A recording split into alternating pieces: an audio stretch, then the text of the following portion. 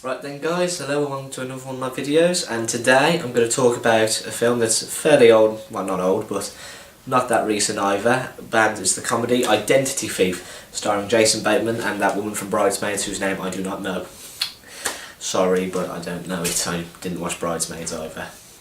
But yeah, Identity Thief is obviously the story of a woman who steals this man's identity and spends all his money and he's got to go and get her back to answer for her crimes.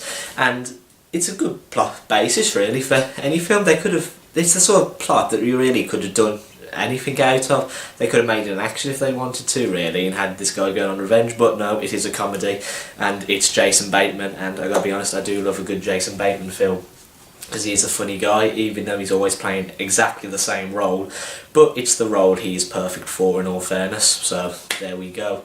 And I've got to be honest, it's one of the funniest films I have seen in a very long time. It's very good. I can't really flaw it that much. Obviously, it's like every film, it does have one or two flaws, but hey ho, there you go. And you know, my main issue with it really, I suppose, would be the fact of it's a very difficult thing to do for a film really, to try and make someone such as an identity thief, someone who stole someone's identity and blown all their cash and basically ruined their life to an extent. It's very hard to make that sort of persona appealing to an audience and therefore get the audience to be on their side and actually like them. But to give the film credit where it's due, they do it well, and throughout the film it does slowly win you over to her side. And I suppose it's one of those as well where it's personal preference really. I suppose it's going to take you as long as it does to be on her side, depending on who you are. I know for a fact it took me about 3/4 of the way through the film to actually think, yeah, okay, yeah, you're an okay gal. So, you know, it is one of those where, you know, I reckon by the end of the film everyone will be on her side, but it is one of those where it'll take you long. Some will take longer than others. Some might just off the bat like her, but that's because she's a funny person. Simple as, funny person, then everyone falls in love with them. Just like that. The film as well, it has some subplots to it that aren't really needed.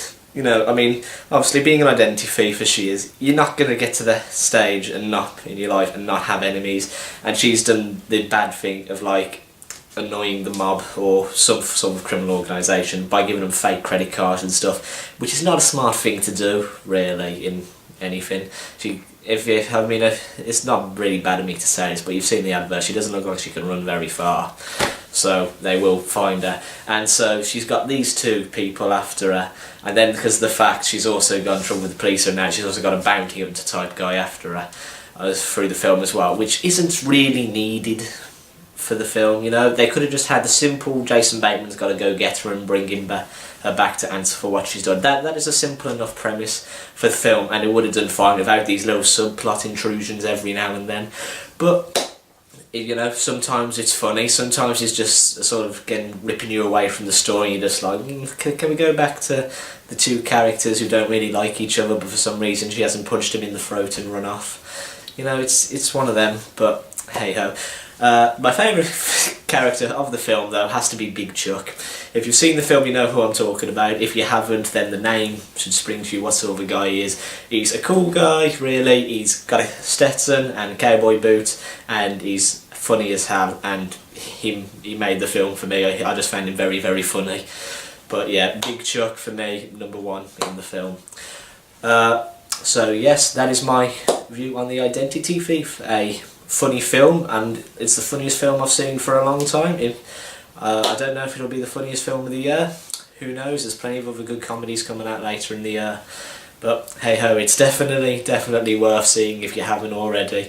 However, at this stage of the game, I'd just wait for it to come out on DVD really, but it is a fun film, so yeah, worth a laugh. Thank you, and I hope you're all having a lovely time with your lives at the moment. Bye bye.